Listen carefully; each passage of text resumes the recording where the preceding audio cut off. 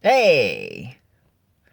So, this is my, I don't know, ah, sorry, sixth time trying to, record a review of this series.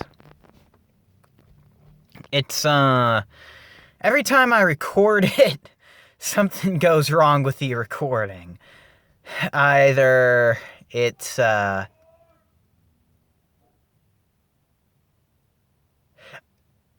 it's kind of strange.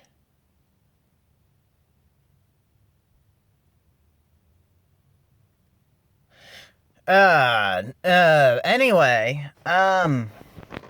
either the recording just up and stops, or, run out of power, or it's or a broken video, or whatever. um, um, Anyway, hopefully this will be the one that survives and makes it to YouTube. Second time recording this specific one today. I got,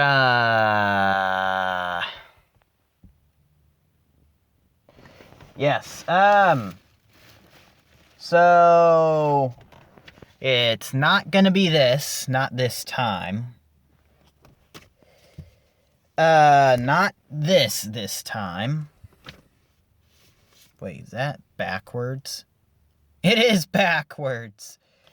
Not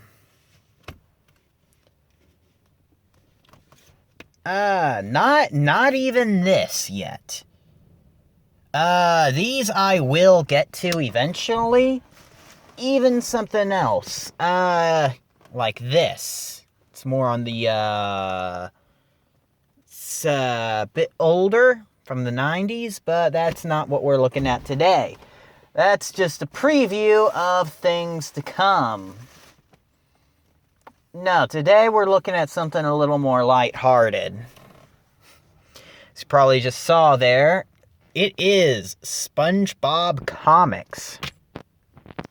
Now you might be asking yourself, why are you going to review a SpongeBob SquarePants comic book? And, my simple answer is... One moment, please. My simple answer is because they're actually better than you'd probably think. Now, when you think SpongeBob, you don't think comics. And when you think comics, you don't think SpongeBob. But these started out in Nick Magazine, back when Nick Magazine was still a thing. I still remember hearing about them canceling Nick Magazine after I had just started reading them. That was a long while back, come to think of it. I was in 7th grade, I think. Anyway, the SpongeBob comic strips started there. And I guess they were popular enough, or there was enough demand to bring them back, either from a fan base or from within the industry. They decided to just up and give SpongeBob his own comic series. This is issue 76. May be reversed for you. As you can see, this is the start of a new story arc. Well, it's more just a two-parter. But these comics have introduced the concept of story arcs to SpongeBob. I believe this is their 4th? Maybe 5th? I'm pretty sure it's their 4th, though. Their first was much longer. This is a 2-parter. I believe their first was a 6-issue thing. And it's weird because the story arc segments in these comics actually have continuity. and recurring characters and lore, even. The first story arc delved into Mermaid Man's past with his old rival, who was an anti-hero. Now, you probably already have guessed that Mermaid Man is a spoof of Aquaman. And so his anti-hero rival from the past was a spoof of Namor. He even had his own Imperious Rex type battle cry. And the art in those for the flashback segments were actually done by, I believe they were done by one of the people who used to do art for the Silver Age Aquaman comics. I do believe. I could be wrong. I'll need to double check that later. But they looked legit. They looked really legit. Like an Aquaman comic from that era. Like from the era, I don't know what era to call it. The time, the only example I can give of to think about, the only example I can think of is the time Black Manta killed Aquaman's baby. But that should give anyone familiar with these comics, Aquaman comics that is, a better time frame. I don't know if it's the guy who did it exactly from that story, but around that time frame, I guess. Maybe before. But yeah, the parodies are legit. This is made by different people than who make the show. Because I know the show dove down in quality once Steven Hillenburg left after season 3, after the first movie. But these comics are made by totally different people. So they were not affected by that. At least not in the same way. Although the show is starting to pick back up now that Steven Hillenburg is back on board. A bit of a PSA, Steven Hillenburg has come out as being diagnosed with ALS. So that's just it's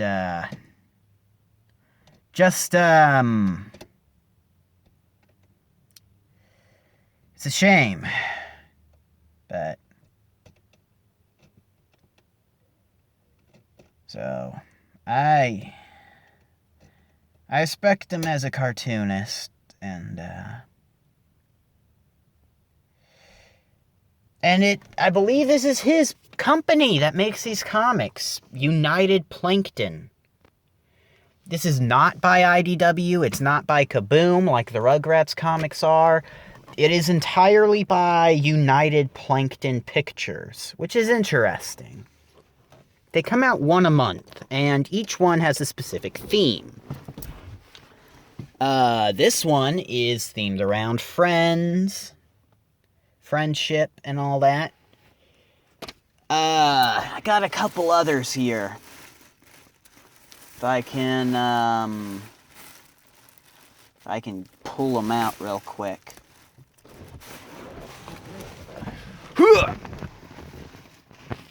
This one is,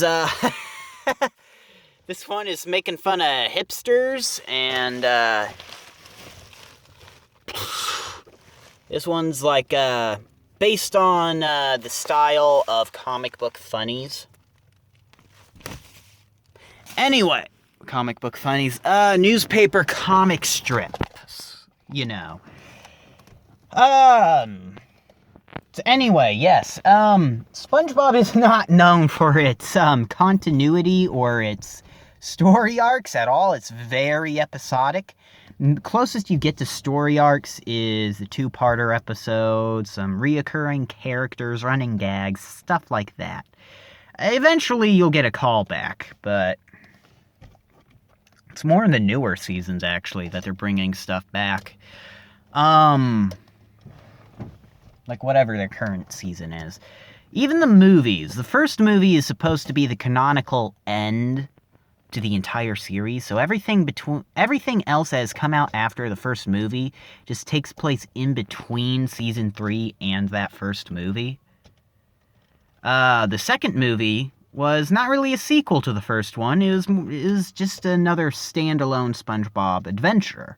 However, from what I've heard, Part 3, which is, I think, supposed to be coming out either this year or next, is a direct sequel to the second one. So that would be the closest thing to a story arc SpongeBob has had outside of the comics. I also have another one. I don't have it with me, but it's somewhere in my house. And they do another story arc that's a spoof of Popeye, the Sailor Man. It's on point. It has the artwork and the characters and everything.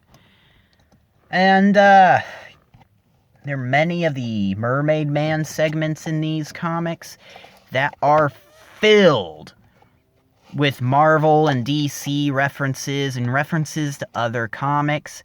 But they're not just generic references. They go in detail. You can tell these are made by people who actually read comics. They're not just like... It's not just like SpongeBob out of nowhere says it's the Krabby Patty we need, but not the Krabby Patty we deserve. They're not just making references everyone and their mother makes, alright? We got things like, I can't remember, his name might be Starman, or that might be the name of the parody, but the Super Wizard guy. If you know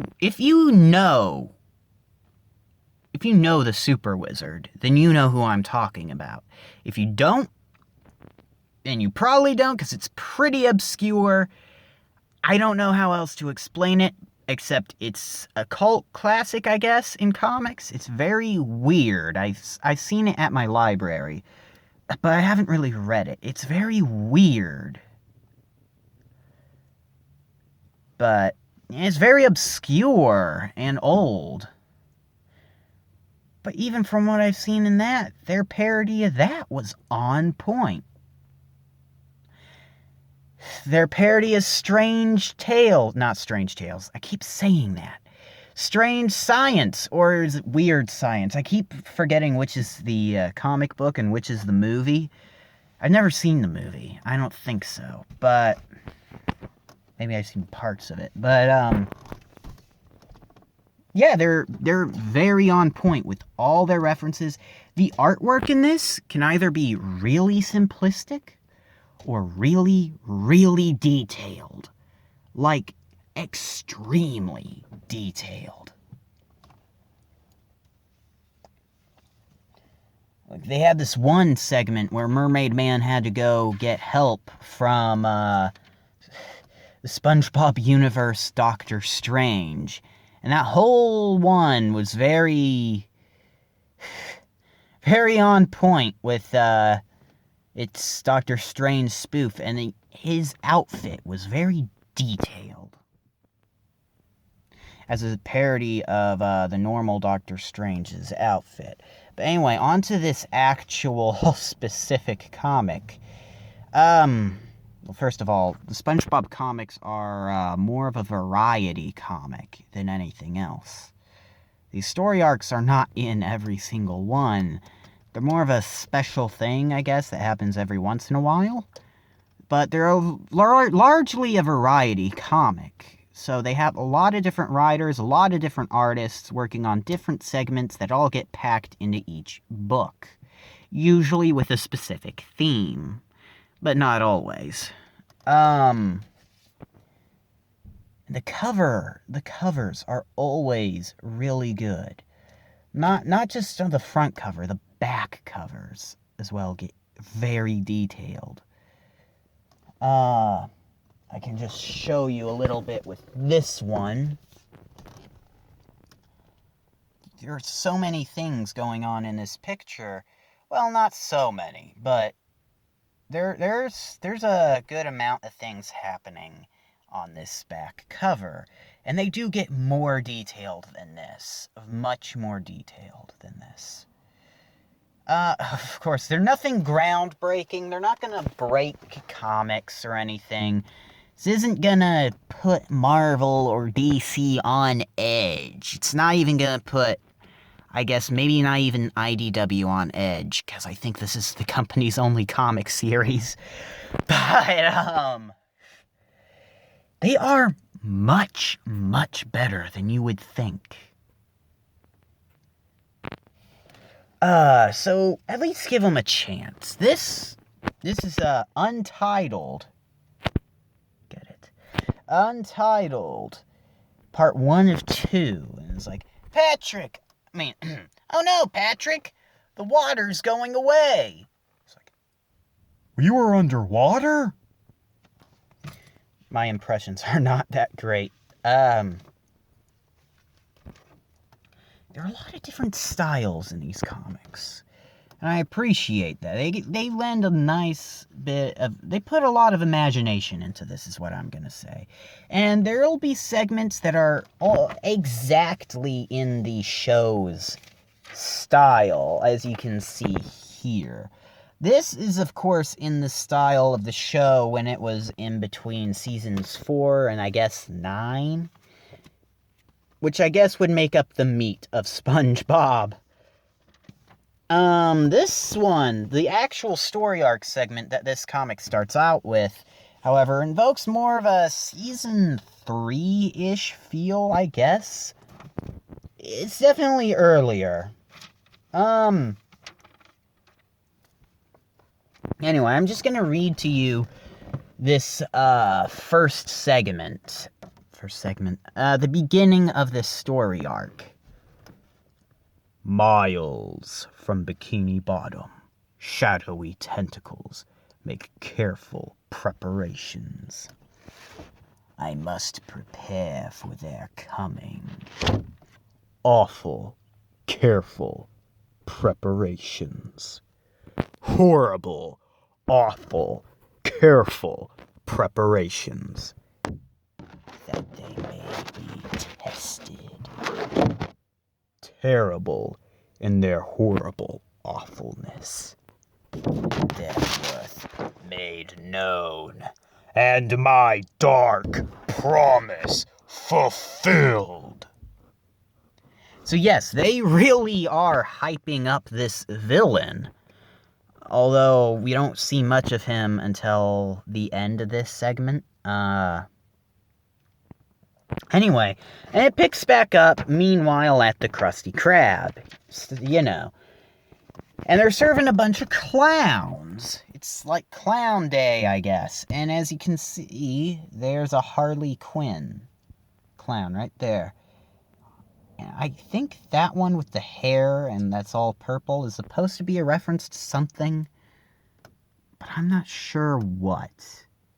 Maybe it was supposed to be like a Joker, but they had to recolor it due to, like, fear of copyright or something. But I digress, because it's the only plausible Joker reference I can find in all this. Anyway, SpongeBob and Squidward are having a little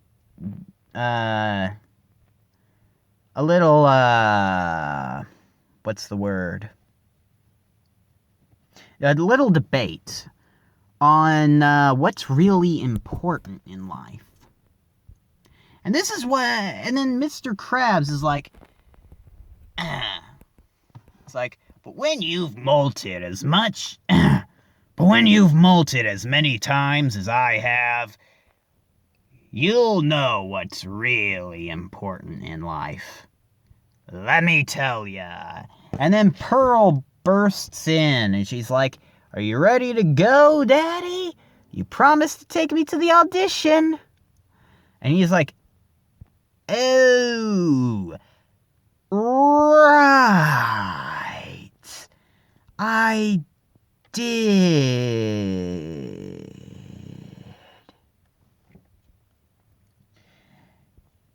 And so he's trying to talk her into, getting there by herself. He's trying to give, like, a very, very bad pep talk to Pearl. there's a very good joke in here. I don't want to spoil it, because it's very hard to review comedy without spoiling jokes. But he gives her some lunch and says she'll be great. She'll be great in the audition. She just needs to get there herself. And so she starts crying. And SpongeBob's like, "Aw, poor Pearl." Mr. Krabs is like, "Poor Pearl?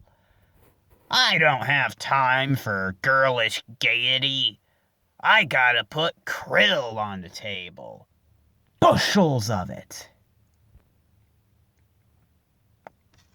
And then just a couple panels later, he says something about how Pearl keeps crying all the time. You know. Which leads me into my next important point with this. This story is more about Mr. Krabs' self-doubt as seeing himself as a good father, which is very surprising for something like SpongeBob to tackle. SpongeBob specifically, I don't think has ever tackled anything that deep. Except for maybe that time SpongeBob and Patrick freaking died in the movie. But, yeah, I digress. So yeah, it's actually about something relatable for, fathers who are away a lot. Which is strange for SpongeBob comics to be doing. Anyway, so then something starts sucking up all the water in Bikini Bottom. Like tornadoes. Sucking in everything and everyone. SpongeBob is like, "We can all outrun it." This guy's like, "I regret everything. Except for that guy." There are a lot of jokes like that. So they're panicking as the sea level is lowering. It is lowering. And so they run to Sandy's tree dome. Sandy gets out. They all go in and fill it with water to take refuge. But Mr. Krabs realizes that Pearl is missing. And he panics. He almost goes outside where it's all dry now. Well, drying. The ocean is gone. And SpongeBob's like, "Mr. Krabs, you can't go out there." And he's like, "Belay that, mister. You couldn't keep me from me girl for $1 million. Trying to be a good dad. Squidward says, How about $1 million and a nickel?" He's like, Now ain't the time for hypotheticals." So anyway, Sandy gives him her suit, plugs up the hole where her tail is supposed to be, fills it with water. SpongeBob's like, "I'll put this sea flower bowl on my head." This basically fills his regular helmet with water. The helmet he uses to be in Sandy's tree dome anyway, except now he uses it to be outside of her tree dome. And an artist says, But that'll make your head even more unwieldy and difficult to draw." SpongeBob says, "That's a risk I'm willing to make others take." Mr. Krabs thinks everyone seeking refuge is a coward. So Sandy, SpongeBob, and Mr. Krabs are trekking through the mud, looking for where all the water went. They run into Patrick, who is there eating mud, because he thought it was chocolate. He puts a mud sack, he puts a bag with mud in it on his head to breathe. Because Mr. Krabs and SpongeBob had things on their head. Get some Mud Skipper references, I guess. I think. Mud starts to dry, and that's when it's revealed Plankton is in Mr. Krabs' helmet. The mud that was on Patrick's head hardens, and he takes the sack off, so it's like a helmet, and he has some foreshadowing here. And it just might come in... that's not Patrick's voice at all. And it might just come in handy before this is over.